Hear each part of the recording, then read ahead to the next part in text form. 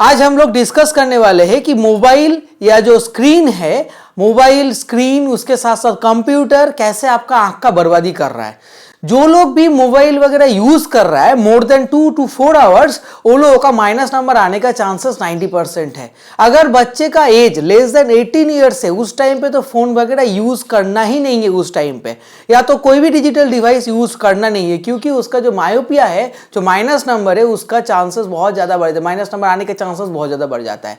पहला रीजन तो ये। सेकेंड रीजन है, जो लोग कंप्यूटर स्क्रीन पे बैठे बैठे बहुत देर तक काम करता है, क्योंकि उसका जॉब का जो जॉब रिलेटेड जो वर्क है उसको करते हैं, उस केस में क्या होता है, क्योंकि वो जो कंप्यूटर स्क्रीन देख रहा है बहुत देर तक, उसकी वजह से क्या हो रहा है, उसका जो ब्लिंक रेट है, ब्लिंक मतलब आई को क्लोज करके ओपन करना, इसको ब्लिंक बोलते हैं, ब्लिंक रेट बहुत कम हो जाता है उस केस में। उसके केस में ब्लिंक रेट कम हो जाने की वजह से क्या होगा, उसमें ड्राइनेस आना, मतलब सूखापन, आंख में सूखापन आएगा। सूखापन आने की वजह से क्या होगा, उसको आंख में खुजली जैसा फीलिंग होगा, उनको आंख में लगेगा कि कुछ आंख में गया है, ऐसा करके फीलिंग आएगा।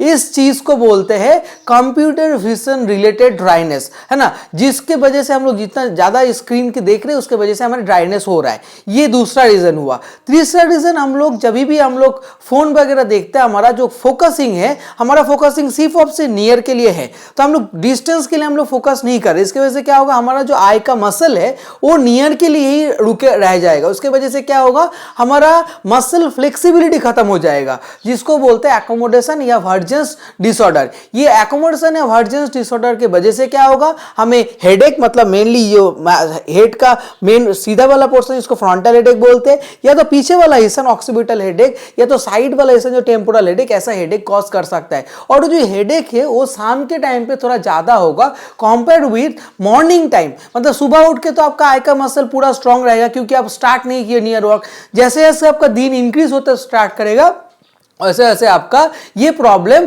ब्लरिंग ऑफ विजन, है ना, उसके साथ मतलब झांपसा दिख रहा है, झांपसा दिखने और कुछ देर के बाद देखने के बाद फिर उसका क्लैरिटी खत्म हो जा रहा है, कितना पढ़ रहा हूं मुझे याद नहीं हो रहा है वो चीज, ये सारा प्रॉब्लम होना स्टार्ट करेगा, जिसको बोलते हैं बाइनोकुलर विजन डिसऑर्डर। मेनली ये जो तीन रीजन है, ये मेन तीन रीजन के साथ साथ और एक एसोसिएटेड रीजन है। जैसे हम लोग अगर फोन पे ब्लू फिल्टर, अगर ग्लासेस हम लोग बिना यूज किए, उसके साथ साथ अगर हम लोगों ने नाइट मोड या तो जो आई प्रोटेक्शन फिल्टर्स आते हैं ग्लास, मतलब जो फोन पे, उसको अगर बिना यूज के हम लोगों ने अगर फोन देखा रात को सारा लाइट बंद करके, तो फिर जो ब्लू लाइट आता है फोन से या तो लैपटॉप से, कंप्यूटर से, वो ब्लू लाइट हमारा स्लीपिंग क्वालिटी को डिस्टर्ब कर सकता है। ये चार मेजर रीजन है, जिसके साथ साथ हमारा जो आई है, computer screen, computer digital screen, उसके साथ साथ फोन, टैबलेट, ये सब तरीके से बर्बाद हो रहा है।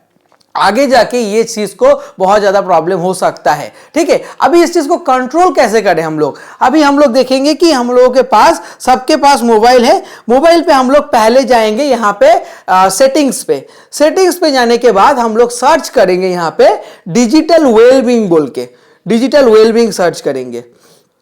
सब लोग, सबके फोन पे ये चीज अवेलेबल होगा। डिजिटल वेलबींग सर्च करने के बाद यहां पे आप लोगों को मिल जाएगा कि कितना देर आप लोगों ने फोन यूज किया। मान के चलो आज हमने 45 मिनट यूज किया, कल कितना देर यूज किया यहां पे दिखा दे रहा है, देखो कि 5 आवर 7 मिनट। ठीक है, उसके पहले कितना यूज किया था, 2 आवर 39 मिनट, है ना।